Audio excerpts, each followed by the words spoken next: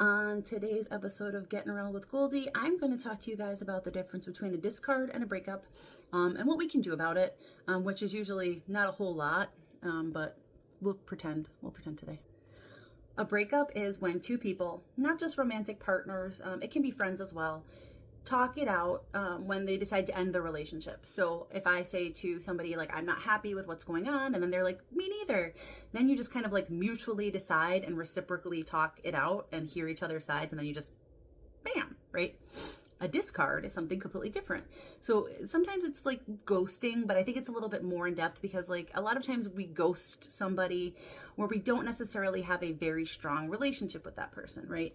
So like I see, single people going out on dates, they get an ick from a person. They don't really want to explain why they got the ick from the person, which would in some ways be useful information for that person to continue if they want to go on dating other people.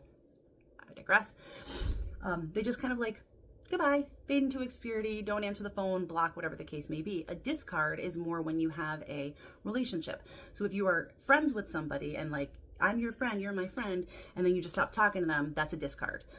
You're in a relationship with somebody and it's been an established relationship and you just kind of, that's a discard. Being discarded really sucks. It really does, because the person is literally doubting their reality. Like, what did I do wrong? Did I do something? And because the discarder didn't explain what was happening, the person is left hurt and confused, and that's just really shitty.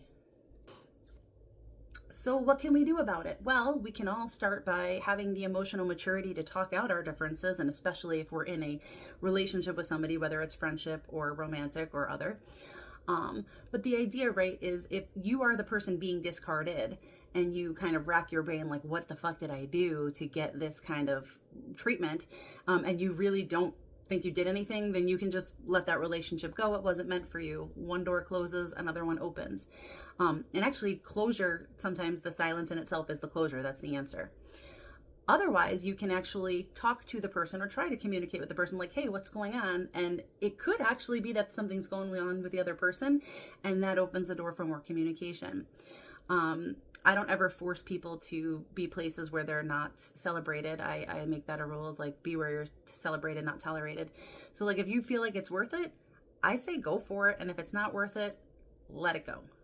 That was good talk.